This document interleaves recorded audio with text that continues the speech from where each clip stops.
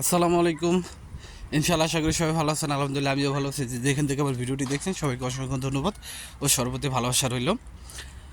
আজকে খুবই ইন্টারেস্টিং একটা বিষয়, যেটা হচ্ছে আপনার আজকে মানে ফজ্জা শহর থেকে এক মালিকের প্রায় অনেকগুলা ভিসা হয়েছে। সেটা আমি ভিডিওর মাঝখানে বলবো, কিন্তু আপনারা একটু বলেন তো, একটু ভাবেন যে এক মালিকের কয়টা ভিসা হইতে পারে, এবং তাদের ছবিটাও আমি দিয়ে দিব আপনাদের ইনশাল্লাহ।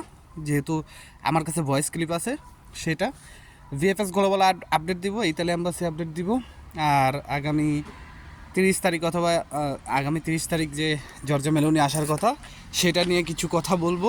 ইনশাল্লাহ পুরোটা ভিডিও দেখার চেষ্টা করবেন।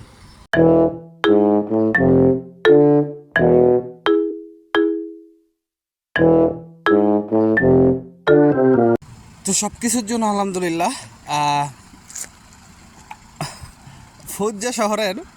ফজ্জিয়া শহরের এক মালিকের 20 জন ভিসা পাইছে। আপনারা স্ক্রিনে তাদের ছবি দেখতে পারতেছেন, এবং আমার কাছে কিছু ভয়েস ক্লিপ আছে। সেটা হচ্ছে যে তারা যে নিজেরা ভয়েস দিচ্ছে যে ফজ্জিয়া শহরের এক মালিকের 20 জনের ভিসা পাইছে, এবং তারা দেখছিল আরও ভিএফএসগুলো আরও 50 জনের কাছাকাছি ছিল। ঠিক আছে। আর আপনারা আগামী যে 30 তারিখের যে বিষয়টা, আপনারা অনেকেই ভাবতেছেন যে আগামী 30 তারিখ হয়তো বা আপনারা মাঠ পর্যায়ে কোনো আন্দোলন বা কর্মসূচি করবেন, কিন্তু আমার যতটুকু মনে হয় এটা কোনোভাবেই সম্ভব না।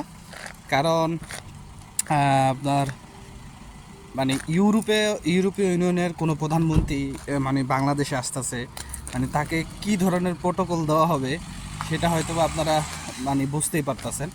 তো এর ভিতরে আরও তো এখন মনে করেন যে দেশের যে পরিস্থিতি, এই পরিস্থিতিতে আপনারা মনে করেন যে 50-60 জন বা 100-200 জন একটা আন্দোলন করবেন, এটা আমার মনে হয় না যে আপনারা টিকতে পারবেন। তারপরেও চেষ্টা করতে হইব আন্দোলন করার জন্য।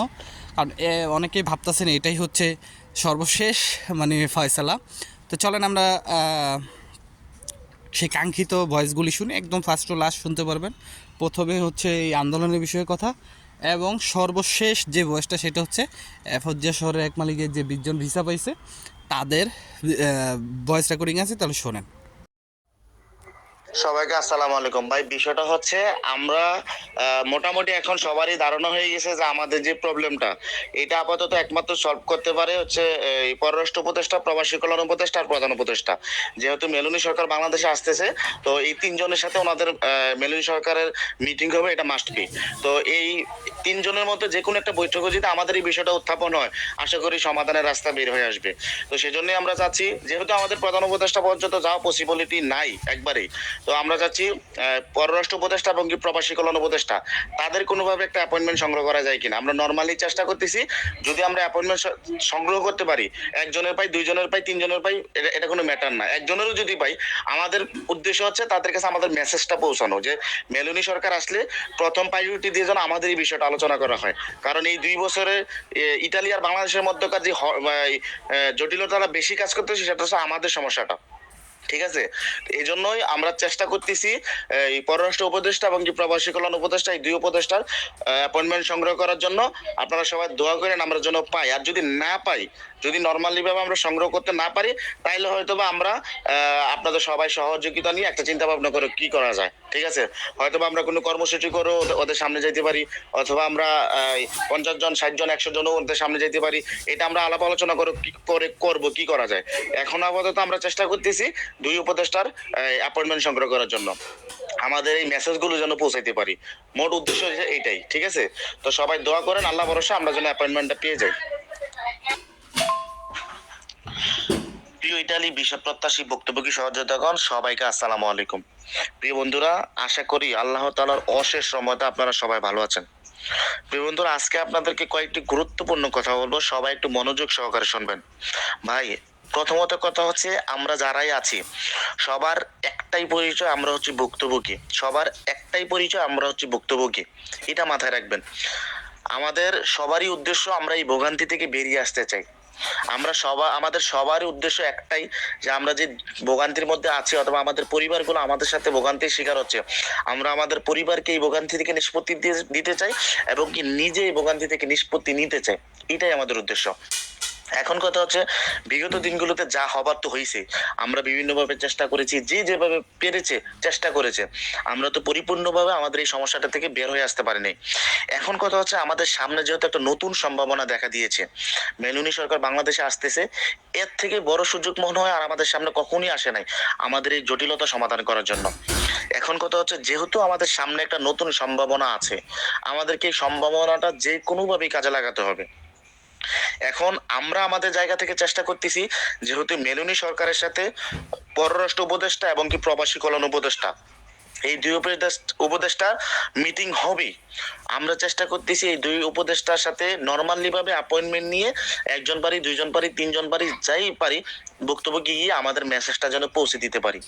এই জন্যই মেসেজটা পৌঁছে দিব, কারণ আমাদের এই জটিলতা সম্পর্কে আমাদের থেকে কোনো উপদেষ্টা বেশি জানে না। এটা 100%। আমরা আমাদের ভোগান্তি, আমাদের জটিলতাটা বেশি জানি। আর মেলুনি আসার আগে যদি আমরা ওনাদের নলেজে এই জিনিসটা আসসালামু আলাইকুম ভাই, আমাদের গ্রুপে যারা নি মানে ভিসা কালেক্ট করতে যাবেন, মানে যে যান আমাদের গ্রুপে বা আশেপাশের, মনে করেন আপনারা আশেপাশে যে থাকুক, শুনছেন, যাইলে তাদেরকে বলবেন মানে ভিসা পাওয়ার পরে আসসালামু আলাইকুম সাইদুল ভাই।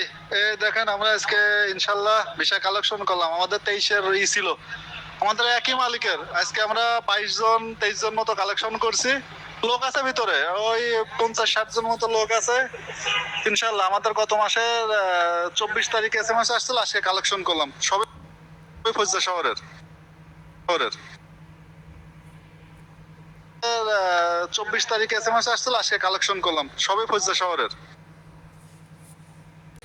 তো আপনারা শুনছেন, আশা করা যায় যে আগস্ট মাসে প্রচুর পরিমাণ ভিসা এবং প্রচুর পরিমাণ সাবমিট হবে। এখন কিন্তু আমরা রিজেক্টের কথা একদমই শুনতেছি না, বা রেভোকারে করছে এরকম কথা শুনতেছি না, খুবই কম। কিন্তু এখন এত পরিমাণ ভিসা হচ্ছে যা ধারণার বাইরে বা বলার বাইরে, ঠিক আছে। আমিও কখনো এটা ভাবি নাই, বিশ্বাস করেন।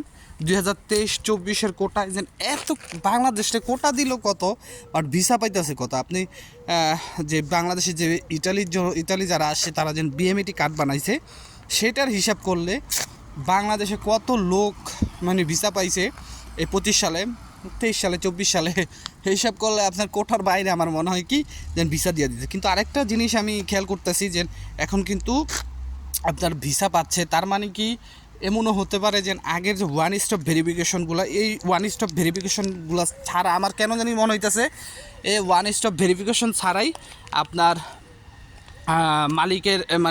মালিকের সাথে কোনো কন্ট্যাক্ট ছাড়াই ভিসাগুলি দিয়ে দিচ্ছে। কী জন্য দেখেন, আমার যে মালিক, আমার যে বন্ধুদের আপনার কি বলে রেভোকারে করা হয়েছে, তাদের রেভোকারে করা হয়েছে, কিন্তু বাকি যারা ছিল ফাইল কিন্তু আরও ছিল পাসপোর্ট, 27 তারিখে তারা একজন ভিসা পাইছে। মালিকের কাছে কোনো ধরনের মেসেজ আসে না, কিচ্ছু আছে না, কিন্তু ওদের সময় কিন্তু মালিকের কাছে মেসেজ আসছে। তো এইখানে কি বোঝা যায়, তারা কি চাপে পড়ে আপনার একটু চাইতেছে যে মেলনি সরকার আসার আগেই কিছু সংখ্যক মানে শেষ করে যে ব্যাকলগ ফাইলগুলি আসলে এগুলো শেষ করতে চায়। আমার ধারণা এরকমই মনে হচ্ছে, যাতে কারণ তারা জানে বাঙালি জাত কি। আপনারা অবশ্যই আন্দোলন কর্মসূচি করতে পারেন, এরকম কিছু আবাস আমিও পাচ্ছি, বা মানে আমার মনে হইতেছে। আমি এটা কিন্তু কোনো ধরনের নিউজ পাই না, কেন জানি আমার মনে হচ্ছে। তারপরেও জানি না, উপরাল্লাহ খুব ভালো জানে। কিন্তু যদি এমনটা হয়ে থাকে তাহলে এটা বুঝতে হবে এটা আপনাদের জন্য অনেক ভালো দিক। অনেকেরই মালিক নাই, তারাও ভিসা পেয়ে যাবে এইভাবে, যেরকমটা আগে পাইছিল, ঠিক আছে। এর ভিতরে একজনের সাথে কথা হইলো যে মালিকের সাথে কন্ট্যাক্ট করছে, আপনার যেরকম একটা মানে একটা পেমেন্ট করবে, কিন্তু মালিকরা তার পেমেন্ট দেয় না, তারা ভিসা পাইছে 15 জন, 15 শহর দিয়া, 15 শহরের এয়ারপোর্ট দিয়া আইসা পড়ছে, বুঝতে পারছেন। যাই হোক, সবাই ভিডিওটি ভালো লাগলে শেয়ার করবেন, সবার জন্য দোয়া রইল, সবাই আমার জন্য দোয়া করবেন। আসসালামু আলাইকুম, আল্লাহ হাফেজ।